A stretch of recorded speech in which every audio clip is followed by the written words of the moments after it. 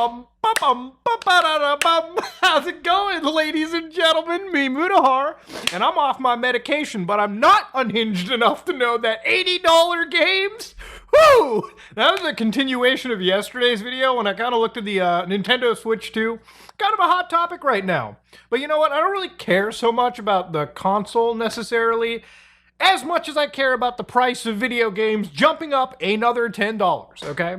So back in 2023, a lot of video games started to cost the $70, okay? And of course, once the entire community started to see that games jumped from that $60 US price tag to $70, you bet your ass every other publisher in this entire space, whether you were Ubisoft, whether you were EA, whether you were Microsoft, whether you were Sony, if it's one thing the gaming publishers can agree on is, oh, you jacking up the price? Me too.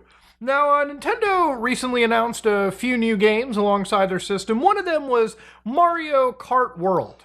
Now, before we jump into this, ladies and gentlemen, I want to just start off by saying I'm Canadian, okay? It's not that shocking. But the prices we're talking about are in the US dollar, okay? Which is, by the way, the world's, known currency, okay? This is what we're referring to. I've seen a lot of people throw around different numbers, and I'm just going to make sure, for simplicity's sake, this video will all be about the US dollar. Anybody watching in my videos, if you're from Canada, if you're from the United Kingdom, if you're from any part of the world, just convert what you're seeing on the screen or what we're talking about to your specific currency, okay? But anyways, one of the actual Best Buy listings that I started to see floating around were pretty varying in terms of price tags, right? So obviously the Switch is a $449 system, which again, all right, game systems are going to be expensive as they launch, especially in recent times. You've got multiple market factors coming in. I'm not going to say that Nintendo is overpricing this thing. I think that, again, when it comes to pricing, as low as a company can kind of go, especially when it comes to a product like gaming, is probably what I think a gaming company would want to do. But I think we're at this point where Nintendo's kind of at their hubris arc. If you ever notice, a lot of game companies, whether you be, Sony, when they were killing it with the PlayStation 2, they completely dropped the ball by releasing an incredibly expensive at the time PlayStation 3, which granted was kind of a powerhouse and it had a whole bunch of features that I don't think were really all that necessary. Obviously, it's pretty huge, right? Gamers were like, fuck that, I'll just go buy the Xbox. And, same thing with the Xbox. When they were killing it with the 360, Don Matrick came in and fucked it up with the Xbox One, okay? You want to watch Price is Right? No, I want to play games, buddy, okay? I don't want my system to be my television box, so to speak. But Microsoft made some blunders and mistakes, which I think they're still paying for to this day. And of course, Nintendo killed it with the Nintendo Switch. I think at this point, if it isn't for the creative accounting going on at Sony, I'm pretty sure the Switch is probably the most selling system in the market. But, of course, it's that hubris that causes them to go down the path that we've discussed. Now, I'm not going to go into all the controversies. I think yesterday's video is fine for it. Today, we're kind of talking about the overall problem of games just going up in value. So if you go to the Best Buy stuff over here, one thing interesting is you can see that Mario Kart World is like $80, right? So that's an $80 game. And you start to see that games like Breath of the Wild are, instead of $80, they're just $70. So remember, Breath of the Wild came out basically the launch of the Nintendo Switch.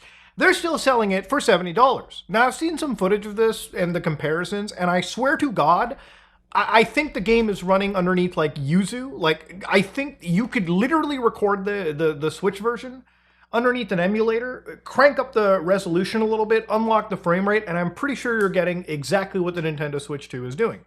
So shutting down those emulators that made old Switch games look better, which shit job by Nintendo, and then they're going to sell you this in upgrade packs down the road, when in reality, I don't see anything other than resolution being bumped up, frame rates being unlocked.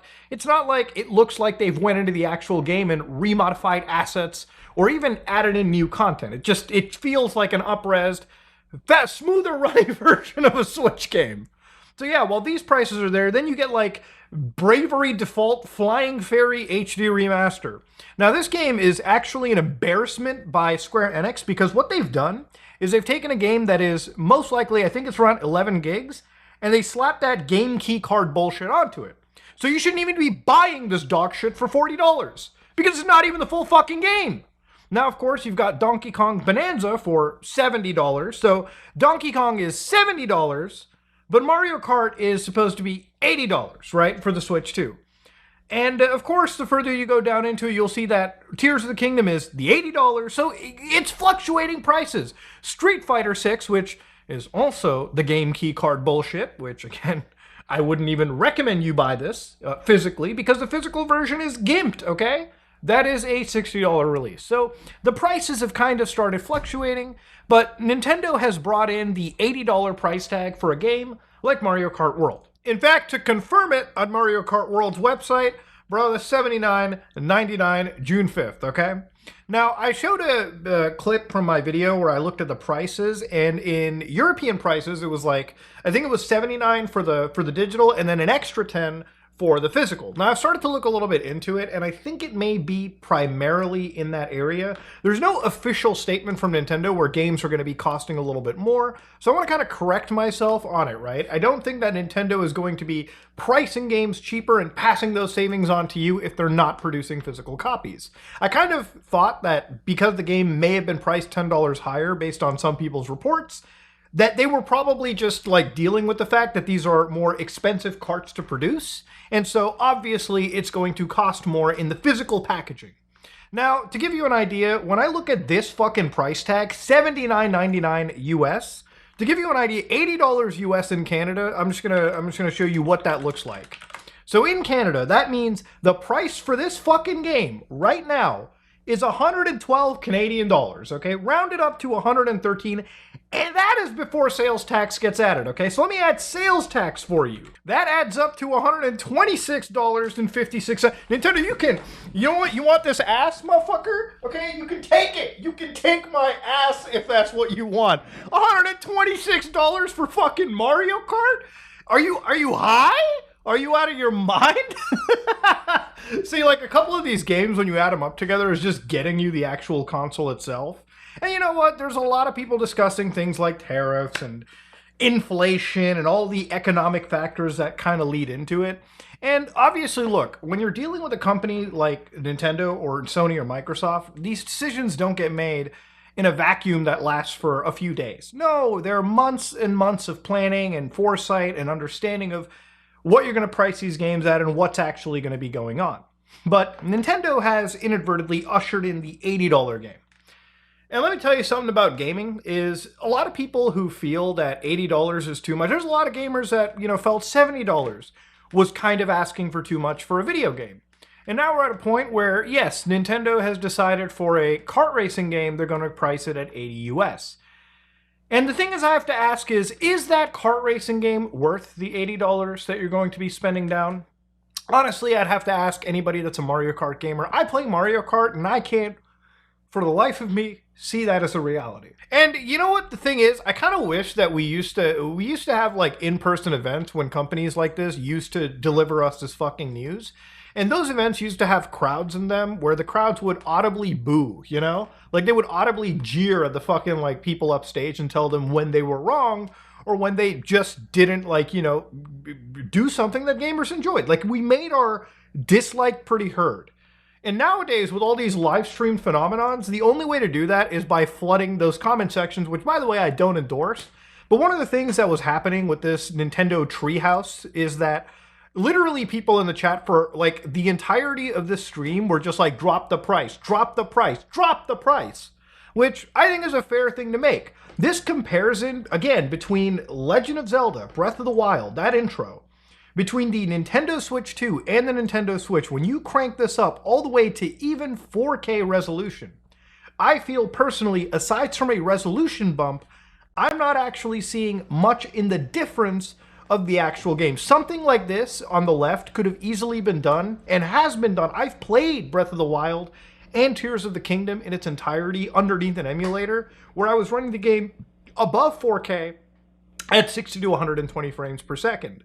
So what Nintendo is doing over here is not something that gamers weren't able to do. When I look at the actual quality of the work on the ground, a lot of this texture increase, like this rock, for instance, you're seeing, feels like it literally just is an upgrade because of the resolution. Because of the extra pixels being rendered, the quality of this rock looks better. It's not as if like the actual artist went back and redid the asset work, at least from my like perception of it, right? When I look at things like the draw distance, for instance, it may look a little bit better, or it might just be due to the fact that the fog is rendered a little differently between these products, but it just looks like a very simple upscaling, an up-resing, sorry, or you know, a smoothing of the actual game. It doesn't feel like anyone has went back and did some extra work on it to make it look a lot better. And that's just the blatant reality. You're paying an upgrade pack for something that is quite possibly, in my opinion, the least amount of upgrades. And I made an example of Microsoft last video where I said, look, a lot of games on Xbox Series X, hell, even back on the Xbox One, Microsoft would just hand out free upgrades for obviously the first party stuff, but they would just handle the third party stuff through the backwards emulation program, through their Xbox Play Anywhere program, where, you know, depending on what device you had, you would get benefits, right? Like, games would run better the better the product that you would purchase. It would be, you know, you would have your Xbox One version, you would have a version for Xbox Series X, a version for Xbox Series S, where, you know, resolution targets were different, frame rate targets were different, asset quality was different. Everyone got the version for their hardware.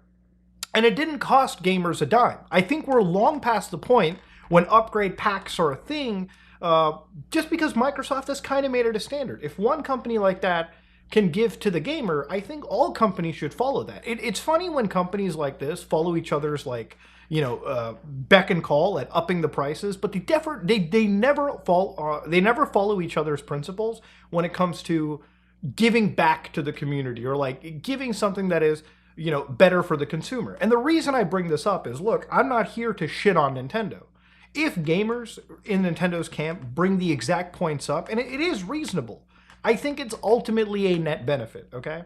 When you're buying a new system, instead of locking things behind monthly paywalls and issues, you should just get some of these things as incentives for being the first in buyers for the Switch 2. You know, it's so great. If Nintendo decided to provide these features and get people eased onto transitioning these systems, it'd be great. But as of now, a company like Nintendo is kind of showing their hand and basically realizing that, yeah, we're kind of top dog, and let's see how far we can nickel and dime the gamer. Let's see if we can give them a paid demo. Let's see if we can up the price by an extra $10. And I'll tell you something right now, this is probably not going to work for Nintendo. And again, this is just me being kind of like hopeful. It probably will. But the idea is, for a lot of parents who are walking into Nintendo stores, or like walking into just the Walmarts or Targets or whatever, when you buy your kid a Nintendo Switch 2 and you look at the price of, let's say, a Switch 1 game and a Switch 2 game, and all of a sudden you're seeing the $60 jump to fucking $80, you might think to yourself, should I? I mean, I was a kid once and my parents looked at the price of a video game when we were at like a Zellers, and I'm sure my dad looked at it and it was like, why is this game 40 and why is it suddenly jumping 20 bucks more? I mean, it's the same fucking game, right? And maybe it works for like the adult buying a Nintendo Switch 2, but for a parent, they might think, maybe something else might be better for little Timmy or whatever. This is just speculation by me. Again, I'm not a parent. I've just been a child whose parents have come to me with a Walmart or Zellers and looked at the games behind the glass display shelves back when that was a thing. I mean, it still kind of is a thing, but back then it was magical, okay? It was different. So that Cyberpunk 2077 that I talked about like literally a day ago, there's good news actually. The physical card for the game actually contains the game and the DLC. No additional download. Kind of the coolest shit that I've actually seen, and I'm totally like hyped for it. The other thing about it too is that it's understandable that Cyberpunk 2077 runs at like 40 FPS on that performance mode.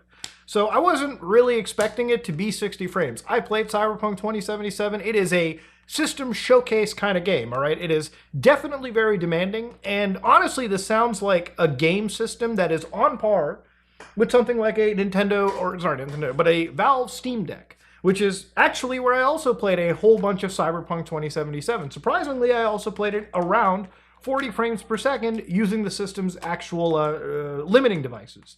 And it was a pretty fun experience, right?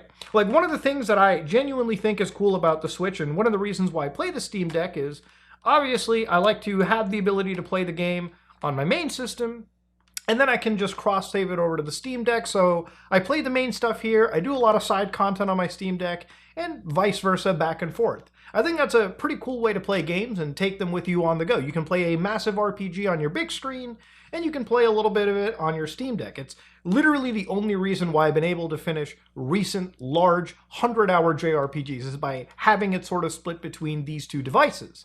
And obviously, the big value for the Switch is, like, you can dock it, you can take it with you. Super cool stuff, super interesting. But honestly, I feel like for the price that this is basically offering itself at, there is actual competition in the space. Now, looking at all the things like, mouse mode on the actual Switch and some of the new upgrades, the most closest thing that I've seen is this Legion Go compared to it, right? And obviously, this is a lot more expensive than a Switch 2. But I feel like, obviously, if you're in this market and, if you're already spending this kind of money, I think saving some more pennies for having the extra Legion Go performance and actually having, like, the ability to have an open PC platform that you can mod games on, have access to multiple storefronts and games that probably aren't going to launch on the Switch, this is probably the one device that takes the wind out of the sails a little bit, right? It's got the old detachable Joy-Cons that you're seeing right over here. All right, you can take these off. There's a little infrared like beam under here, so you can use like mouse mode on this if you really wanted to. And it's got a lot of those features that the Switch 2 is kind of showcased. Again, at obviously a more expensive price, but again, it's taken the wind out of the sails because as cool as the Switch 2 is, I feel like a lot of the stuff that I've seen with this system has already been met by other competitors in the space, whether it be the Steam Deck or whether it be like the Legion Go, whether it be Asus's like Rogue. There's a lot of handhelds now, especially handhelds like that are actually in the same storefront as a Nintendo Switch is going to be. So I think for a lot of things going forward, the Switch 2 looks like it's kind of just a Steam Deck almost, like it's an upgraded version of the Switch, which is kind of what everyone really expected. But I wouldn't expect it to be like a PS5 equivalent, and nobody really thought that unless they were completely fucking delusional. Now, the thing with the prices, to kind of go back to it, you can look at the history of video game prices, and obviously games were expensive back then. There's no doubt about it. And obviously games back then used to also cost up to like $60, $70, maybe even $80, depending on what you ended up getting, right? Back then, I even showed this in videos, you could look up old magazines where games were on sale, and some games that were pretty light were probably like, I don't know, $40. Obviously, your games that were big RPGs, games that were, iconic for that year, games like Final Fantasy VII, Chrono Trigger, whatever, those were more expensive. And, in today's day and age, the development of a video game has astronomically shot. It's a lot more expensive to create like a Legend of Zelda in 2025 than it was to, I guess, create a Legend of Zelda for the Super Nintendo back in the day. Obviously, video games have ballooned, assets cost more to develop, and there is just more intricacy going on with the video games that we play. But I think this $80 price tag is not going to be something that gamers will ever really be accepting. It was a year ago that we already did this jump. And these jumps have to happen at like intervals. You have to boil the frog slowly. I think for a lot of gamers and for me, like the moment I see an $80 price tag, I think to myself, there's a lot of other games. There's System Shock that I played recently, like last year, which was not an $80 game. I don't even think that was a $70 game. It was a game that I ended up picking for less than the full AAA price, but I got more hours out of it. We're at a point where there's a lot of games like Schedule 1, which cost $20, that I'm able to get more hours out of than, say, $80 or $70 releases like Assassin's Creed Shadows. It's wild now that video games have jumped to a point where a fucking kart racing game can cost me in Canada $120. Like, that should just not be accepted. And I think it's great to see Nintendo gamers kind of stand against that, especially when it comes to their streams, especially making it well known.